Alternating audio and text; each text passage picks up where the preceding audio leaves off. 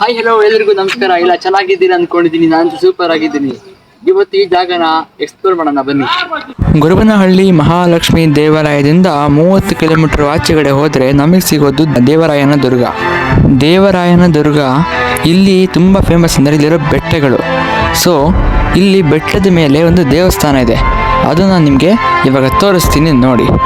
ನಮಗೆ ಸಿಗುವ ದೇವಸ್ಥಾನವೇ ಇದು, ಶ್ರೀ ಭೋಗ ಲಕ್ಷ್ಮೀ ನರಸಿಂಹಸ್ವಾಮಿ.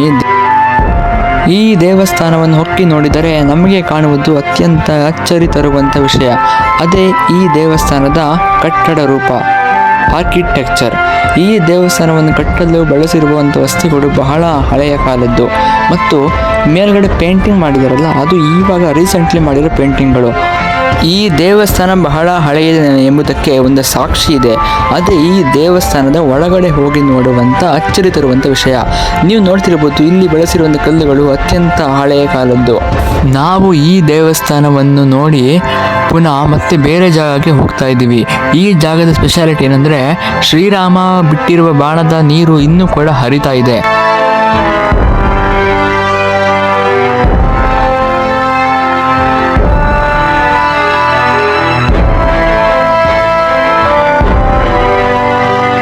ಈ ಪಾರ್ಕ್ನ ಎಂಟ್ರಿ ಆದಾಗ ನಮಗೆ ಫಸ್ಟು ಈ ಥರ ಪ್ರಾಣಿಗಳದ್ದು ಸ್ಟ್ಯಾಚ್ಯೂ ಇರೋದು ಕಾಣುತ್ತೆ, ಮತ್ತು ಇಲ್ಲಿ ಸುತ್ತಲೂ ಕೂಡ ಗ್ರೀನರಿ ಕಾಣುತ್ತೆ. ಸೊ ಇಲ್ಲಿ ಜಾಸ್ತಿ ಪ್ರಾಣಿಗಳೇನಿಲ್ಲ, ಇಲ್ಲಿರೋದು ಬರೀ ಜಿಂಕೆಗಳು ಮತ್ತು ಮಂಗಗಳು ಅಷ್ಟೇ. ಅದಕ್ಕೆ ಇದು ಜಿಂಕೆ ಪಾರ್ಕ್ ಅಂತ ಫೇಮಸ್ಸು.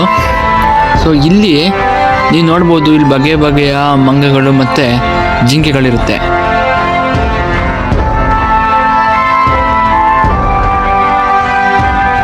ನಾವು ಈಗ ಮಂಗ ಜಿಂಕೆಗಳನ್ನೆಲ್ಲ ನೋಡಿಕೊಂಡು ಮೇನ್ ರಾಮನ ಬಾಣದಿಂದ ನೀರು ಬರ್ತಿರೋ ದೃಶ್ಯನ ನೋಡೋದಕ್ಕೆ ಆ ಕಡೆಗೆ ಹೋಗ್ತಾ ಇದ್ವಿ.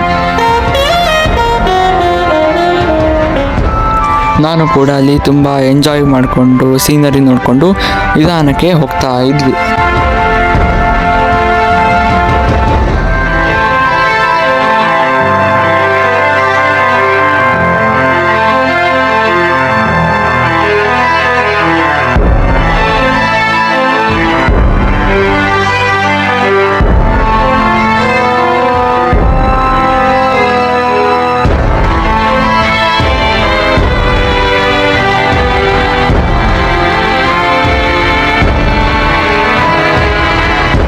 ಇಲ್ಲಿ ನಿಮಗೆ ಮಂಗ ಕಾಣುತ್ತೆ ನೋಡಿ, ಆಮೇಲೆ ಜಿಂಕೆ ಕಾಣುತ್ತೆ, ಅಷ್ಟೇ ಇರೋದು. ಇಲ್ಲಿರೋದು ಬರೀ 2 kinds ಆಫ್ ಅನಿಮಲ್ಸ್.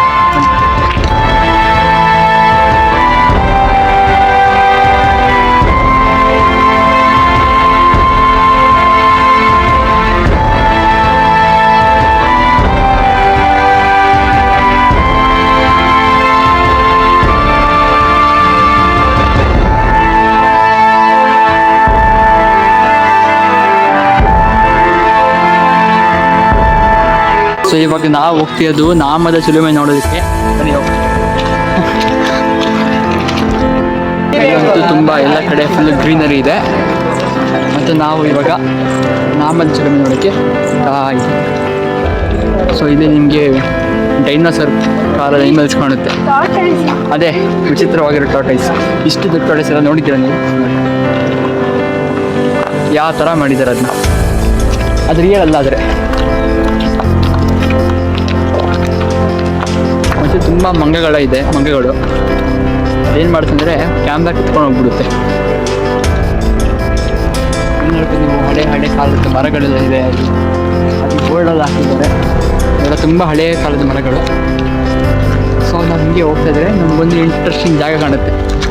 ಹಿಂಗೆ ಹೋಗ್ತಾ ಇದ್ರೆ ನಮಗೊಂದು ಸೂಪರ್ ಆಗಿರೋ ಇಂಟ್ರೆಸ್ಟಿಂಗ್ ಆಗಿರೋ ಜಾಗ ಕಾಣುತ್ತೆ, ಅದನ್ನು ನೋಡೋಣ ಬಂದು. ಇವಾಗ ತುಂಬ ಇಂಟ್ರೆಸ್ಟಿಂಗ್ ಆಗಿರೋ ಜಾಗ ಹೋಗ್ತಾ ಇದ್ದೀವಿ.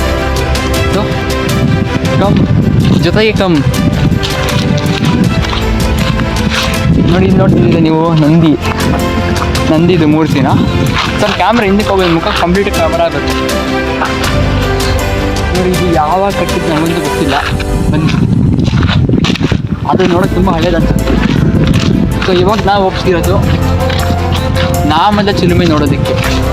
ಇದು ರಾಮ ಬಾಣ ಬಿಟ್ಬಿಟ್ಟು ಈಗ ಅದನ್ನು ನೋಡೋಣ ಬನ್ನಿ. ಅದು ಇಲ್ಲಿ ಈ ಜಾಗದ ಮೈನ್ ಇಂಟೆನ್ಷನ್ ಅಂದರೆ ಅದನ್ನ ಕವರ್ ಮಾಡಬೇಕು ನಾವು. ಸೊ ಬನ್ನಿ.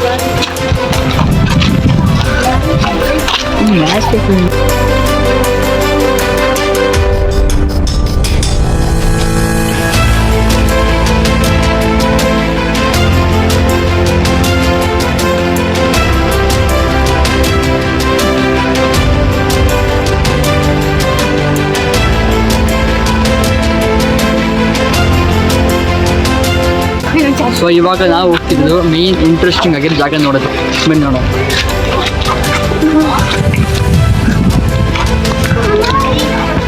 ಅಲ್ಲಿ ನೋಡ್ತಿದ್ದೀರಲ್ಲ, ಅಲ್ಲಿ ಇಷ್ಟೊಂದು ವರ್ಷಗಳಿಂದ ನೀರು ಬರ್ತಾನೆ ಇದೆ.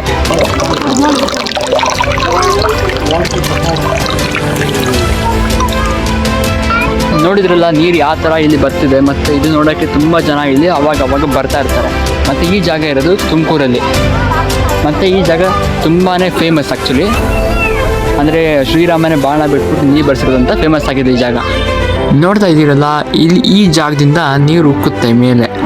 ಸೊ ಇದು ಡೈರೆಕ್ಟಾಗಿ ಭೂಮಿ ಒಳಗಿಂದ ಬರ್ತಿರೋ ನೀರು. ಇಲ್ಲಿಂದ ನೀರು ಉಕ್ಕಿ ಇನ್ನೊಂದು ಪಾಯಿಂಟು. ಸೊ ಈ ಪಾಯಿಂಟ್ಗೆ ಈ ಪಂಜರದಿಂದ ಆಚೆ ಇರೋ ಇನ್ನೊಂದು ಹೋಲ್ಗೆ ನೀರು ಬರುತ್ತೆ. ಆ ಹೋಲಿಂದ ಡೈರೆಕ್ಟಾಗಿ ನೀರು ಟ್ರಾನ್ಸ್ಫರ್ ಆಗುತ್ತೆ. ಅದೊಂದು ವೇ ಆಗಿಬಿಟ್ಟಿದೆ, ಒಂದು ಪಾತ್ ಅಂತ ಇರೋದನ್ನ ನೀರು ಹರಿದು ಒಂಥರ ಹಳ್ಳ ಥರ ಆಗಿಬಿಟ್ಟಿದೆ. ಆ ಹಳ್ಳದಿಂದ ಇನ್ನೊಂದು ದೊಡ್ಡ ಹಳ್ಳಕ್ಕೆ ನೀರು ಬರುತ್ತೆ. ಅದನ್ನ ಜನಗಳೆಲ್ಲ ಪ್ರಸಾದ ಅಂತ ಸ್ವೀಕರಿಸ್ತಾರೆ. ಸೊ ಇಲ್ಲಿಂದ ಹರಿದಿರೋ ನೀರು ಪೈಪ್ ಮುಖಾಂತರ ಇಲ್ಲಿಗೆ ಬಂದು ಈ ಪೈಪಿಂದ ಒಂದು ದೊಡ್ಡ ಕೆರೆ ಥರನೇ ಆಗಿಬಿಟ್ಟಿದೆ. ಆ ಕೆರೆನ ನೀವು ಇಲ್ಲಿ ನೋಡ್ತಾ ಇದ್ದೀರಾ. ಒಂಥರ ಚಿಕ್ಕ ಪಾಂಡ್ ಅಂಬೋದು ಕೆರೆ ಅಲ್ಲ. ಸೊ ಆ ಕೆರೆ ಎಷ್ಟು ವಿಸ್ತಾರವಾಗಿದೆ ಅನ್ನೋದು ನೋಡೋದಕ್ಕೋಸ್ಕರ ನಾವು ಆ ಕೆರೆ ಹಿಂಭಾಗಕ್ಕೆ ಹೋಗ್ತಾ ಇದ್ದೀವಿ. ಇಲ್ಲಿ ನೋಡ್ಬೋದು ನೀವು, ಸುತ್ತಮುತ್ತ ಫುಲ್ಲು ಗ್ರೀನರಿ.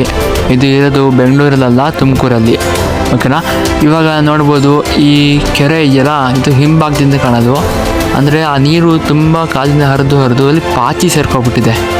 ಆ ಪಾಚಿನ ನೀವು ಕ್ಲಿಯರಾಗಿ ನೋಡ್ಬೋದು ಇಲ್ಲಿ.